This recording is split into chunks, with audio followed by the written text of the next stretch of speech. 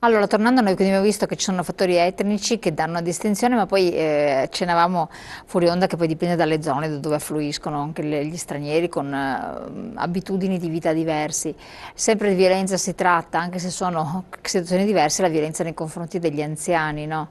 Anche quelle sono violenze, quindi eventualmente vi occupereste anche di questo, Sì, di... il prossimo progetto è proprio questo, di cercare di lavorare anche su quelle situazioni di violenza domestica molto nascosta. Noi nel nostro Veneto abbiamo un'alta percentuale di anziani che vengono accuditi in casa da appunto accudienti magari anche non professionali, trovate lì per lì dai familiari per accudire il proprio anziano, no? Anziano che spesse volte poi viene lasciato appunto con queste persone e che si trova magari a ricevere le visite dei figli una volta ogni tanto. Quello che noi pensiamo, ma questo è il nostro progetto, è verificare se anche queste persone sono veramente tutelate o meno, perché ho avuto modo di parlare con un primario di un pronto soccorso e lui diceva che gli anziani spesse volte arrivano magari con delle ferite, con delle cadute cosiddette accidentali, no? Legate magari perché sono malati di Alzheimer, piuttosto che non hanno capacità di ricordare o rivocare i fatti, di cadute accidentali, quindi traumi da caduta e tante volte c'è il sospetto che questi magari che questi traumi siano dovuti a una forma di violenza praticata da magari Certo, chi, beh. però non si riesce esattamente a codificarlo e a verificarlo.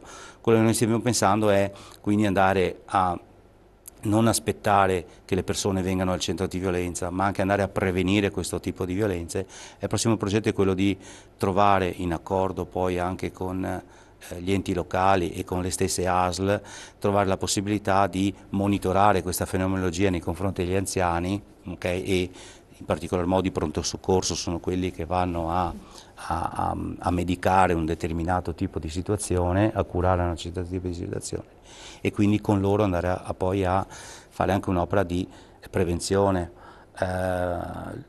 Qui è un fattore anche nostro culturale veneto, tante volte noi e lo vediamo circolando per la città, per i parchi, e io lo vedo l'estate in particolar modo, andando al parco, portando i figli in bicicletta, questi anziani sulle seggiole, sulle sedie a rotelle, tutti parcheggiati sotto il sole, mentre le proprie accudienti stanno lì che chiacchierano in varie lingue, in varie cose, e questi anziani cucinati sotto il sole. E tante volte appunto è questo che mi ha fatto scattare anche il pensiero a dire ma noi a chi mettiamo in mano i nostri anziani? Cioè, se dobbiamo curare noi stessi, cerchiamo sempre di andare dal luminare, dal miglior studio medico perché vogliamo essere curati. Poi diamo in mano la vita, no, di un nostro caro, del nostro papà, della nostra mamma, della nostra nonna ad una persona che magari abbiamo trovato l'annuncio strappando un bigliettino dal panificio piuttosto che al palo della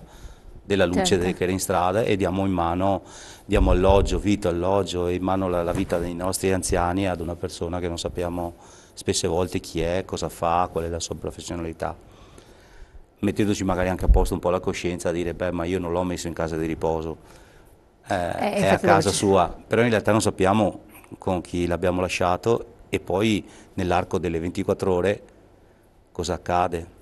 E, e questo è il nostro pensiero come centro di violenza, che appunto per noi la violenza è, come dicevamo prima, rivolta non soltanto alle donne ma anche ai soggetti deboli, quindi in questo caso anche agli anziani, è fare un pensiero e riuscire a quantomeno insomma, a trovare una soluzione, oddio, soluzione mi pare un po' troppo, ma insomma cercare di trovare delle strategie ecco, per Certo. sostenere e aiutare anche questi anziani.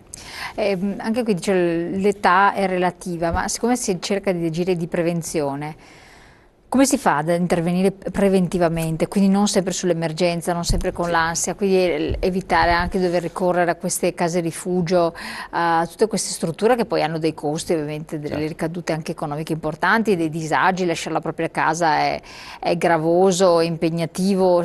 Come si potrebbe fare? Quindi sulle giovani generazioni.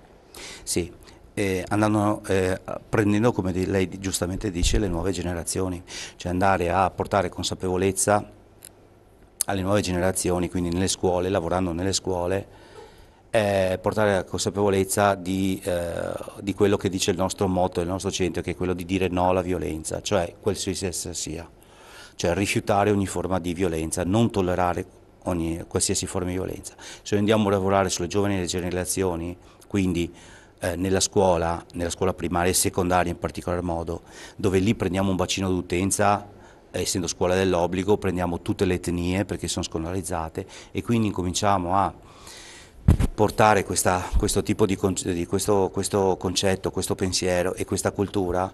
Noi possiamo avere loro come sentinelle sia a livello domestico, ma anche come persone che si formano, no? Come persone che non tollerano e non accettano, ma non fanno violenza.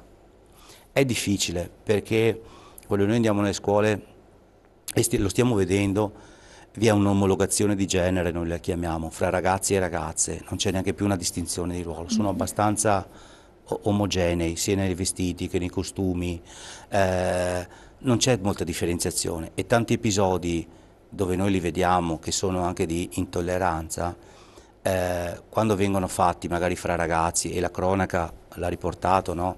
Io per esempio ricordo qualche settimana fa su Mestre un lavoro che ha fatto la Polizia di Stato, che era le cosiddette baby gang sul centro storico, certo, sì, sulla sì, sì. città di Mestre, dove erano implicate anche molte ragazzine, no? Cose che forse fino a qualche anno fa non si sentiva. Allora sta cambiando qualcosa, dove anche le ragazzine si sono omologate un po' ai ragazzi e sono, diciamo, fanno delle cose che prima erano prevalentemente fatte dai ragazzi, quindi espressioni di violenza e quant'altro. Quello che noi cerchiamo di fare è quindi far portare a consapevolezza che comunque c'è il genere femminile e il genere maschile, sono due cose Diverse. diverse e non far sì che tutti siano uguali, perché se noi guardiamo i nostri ragazzi anche alla fermata dell'autobus, ci sono ragazze che per esempio hanno dei modi, degli atteggiamenti che ti lasciano a bocca aperta, no? Che erano prevalentemente maschili, magari anche nei dialoghi molto Certo. pesanti, spinti, espliciti, che erano prima dei ragazzi, invece adesso sono delle ragazze. E questo ha portato poi a far sì che questa forma di violenza sia praticata dalle ragazze, ma anche tollerata se viene fatta da un ragazzo, perché sono tutti uguali. Quindi non c'è più una distinzione di genere. Lo vediamo forse tutti i giorni, secondo me è così, è una mia impressione, però la scambiamo in equipe, ma la si legge, la si vede dai fatti di cronaca, da quello che anche passeggiando adesso per la strada chiunque può fare, chi ha figli lo vede negli usi, nei costumi, no? E quindi tante volte anche le ragazze, non dico tollerano, ma forse non se ne rendono neanche conto che stanno subendo una violenza, no? La mercificazione del loro corpo, per esempio. Si assecondano, insomma, li fa comodo, con il discorso di Assecondano e comodo. invece di portare rispetto per la propria persona, per il proprio corpo, viene un po' lasciato tutto ma sì, cosa vuoi che sia, no? Su questo noi cerchiamo di lavorare sulle scuole, quindi di portare sulla consapevolezza del proprio corpo, della propria femminilità e da parte dei ragazzi invece nel rispetto È difficile dell'altro. oppure no, secondo lei? Con i presupposti che dovrebbero comunque avere i Ma ragazzi, forse perché penso che ci sia nelle famiglie sì. anche meno distinzioni, ma con le dovute eccezioni tra maschi e No, femmine. è facile il momento del colloquio, perché presi singolarmente, parliamo con i ragazzi, abbiamo fatto dei bellissimi progetti, per esempio sul verificare la pubblicità, no? Il messaggio pubblicitario, dove c'è una mercificazione del corpo femminile per la veicolazione di una vendita di un Certo, sì. determinato prodotto, no? Dal copertone del camion al profumo, quant'altro, c'è sempre il corpo femminile in prima. E su questo i ragazzi rispondono, cioè, riflettono, ragionano che questo è una cosa che poi porta a dare un disvalore alla donna perché appunto è Per- come una merce, no? Se questa fotomodella molto avvenente e carina mi propone in abiti, anzi forse anche non vestita, di acquistare un copertone di un camion piuttosto che vuol dire che anche lei è in vendita come il copertone del camion, quindi io posso anche far di lei ciò che voglio, no? E i ragazzi riescono riflettendo su questo, a dire no, in effetti sono messaggi sbagliati questi, no? Questo fatto. Però poi nell'atto comune, Pratica. nella cosa, lo si nota, ripeto, le cronache lo riportano, dove poi con i telefonini ne fanno una propria mercificazione del corpo facendosi dei selfie, Pur di delle ottenere cose, anche dei vantaggi economici, infatti. ottenendo probabilmente dei vantaggi economici o semplicemente di immagine, anche questa è una cosa che va riflettuta, e quindi neanche una mercificazione economica che, vabbè, che potrebbe avere uno scopo anche se sbagliato, ma in questo caso insomma, fanno una mercificazione del proprio corpo anche soltanto a livello voyeuristico per farsi Certo, no, no, vedere. infatti. E quindi Mi chiede che le stavamo parlando appunto di parametri entro cui muoverci, la normativa è cambiata, no?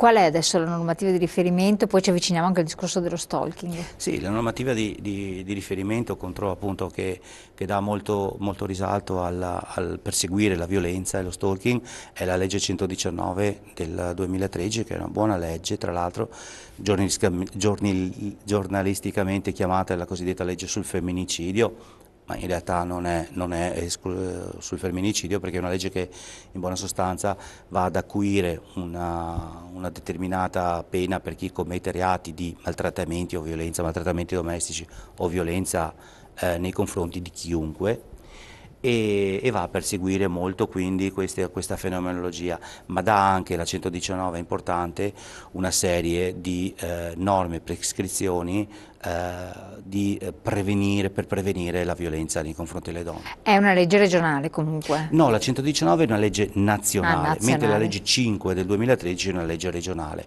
La 119 quindi è una legge nazionale che è andata a modificare alcune norme del codice penale, procedura penale e codice civile, e in particolar modo ha dato già uno spunto, e secondo me l'Italia su questo è molto avanti, facendo sì che chi commette violenza debba rivolgersi poi, e qui ci manca ancora la struttura, a dei centri specializzati per curare la propria violenza, usiamo questo termine. Ah, quindi non più si parla di vittima, ma di carnefice che Qua deve... appunto si parla di tutelare la vittima inasprendo le pene per il carnefice, ma anche di vedere nel carnefice una persona che ha bisognevole di aiuto, o meglio, di riflettere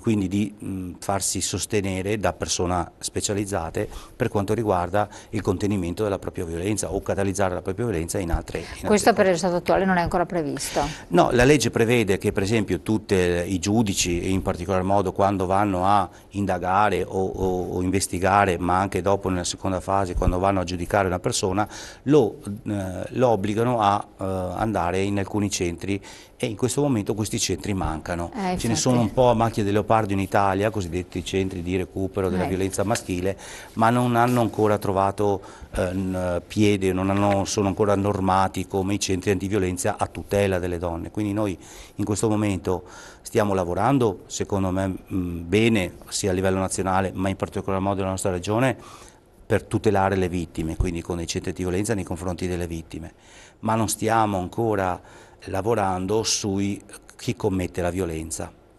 E anche lì c'è un rovescio della medaglia, perché chi dice chi usa violenza deve marcire in prigione, per esempio, e chi invece dice sì, ma una volta fuori cosa succede? Cioè, nel senso, questo Esatto, tornerà a essere infatti. violento, un po' bisognerebbe invece lavorare per curare questi soggetti e far sì che una volta che tornino a casa non ripropongano ancora la violenza che è È in intrinseca nel loro. previsione anche per voi creare questo tipo di centro? Sì, noi ci stiamo lavorando alacremente, il nostro progetto è a scadenza, noi ci siamo dati una data, quindi fine 2015, per poi portare in porto Quindi è prossima, un insomma. nuovo, sì, cioè un centro per la riduzione della violenza maschile. Questo è la nostra ambizione, entro fine anno vorremmo farlo, perché è inutile andare a curare sempre Assolutamente. con un'aspirina un male, quando invece dovremmo andare a curare le cause di questo male, quindi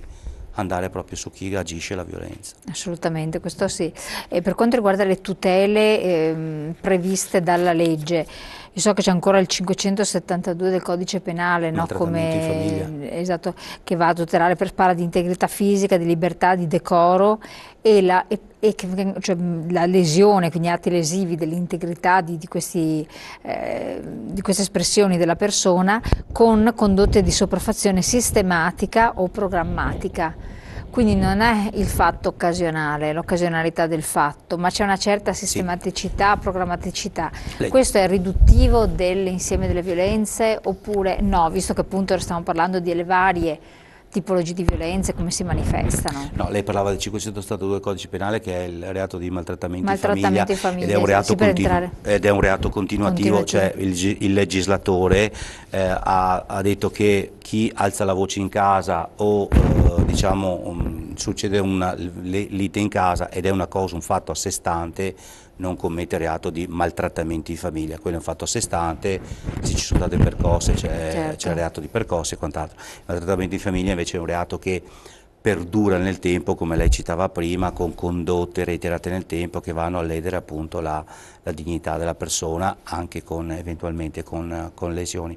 La cosa invece molto positiva che ha aiutato molto, e come lei diceva, le statistiche dei centri di violenza, della violenza nei confronti delle donne si sta leggermente abbassando in Italia, e anche leggermente, è anche un fatto legato che il legislatore ha promosso una forma di diciamo, persecuzione di chi fa un reato di violenza, che è quella dell'ammonimento da parte Infatti. dell'autorità di pubblica sicurezza, ed è una sorta di cosiddetto cartellino giallo che dà l'arbitro di calcio, di pallavolo, quando c'è un comportamento scorretto da parte di un giocatore. Quindi l'ammonimento è una forma dove le forze dell'ordine possono ammonire, quindi richiamare all'ordine la persona maltrattante dicendo: siamo venuti a conoscenza, la Il tua tuo, ex sì, partner esatto. ha fatto una denuncia nei tuoi confronti. Non è una denuncia penale, è una denuncia amministrativa, quindi è un atto amministrativo.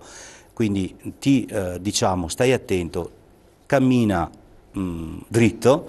Se persegui ancora con queste condotte lesive di violenza, a quel punto scatta il cartellino rosso, facciamo sempre l'esempio dell'arbitro, quindi vieni espulso dal gioco perché hai reiterato il tuo comportamento Comportamento, appunto certo. falloso, ma quel cartellino rosso è invece l'atto penale, quindi l'eventuale anche misura cautelare, Quello che ci può dell'allontanamento da essere, casa, sì. assolutamente. Come l'allontanamento da casa, adesso la nuova norma, la 119, non prevede che sia la vittima a dover uscire di casa, ma vi è la possibilità, non andiamo troppo nel Sì, sì. tecnico, ma vi è la possibilità da parte delle forze dell'ordine o del giudice di prendere il maltrattante e farlo uscire lui di casa, lasciando invece casa, in questo caso la donna con i propri Esatto. figli. È una cosa molto È un passaggio positiva. importante. Torniamo a parlare di questo, poi accendiamo anche lo stalking nei pochi minuti che restano e pubblicità.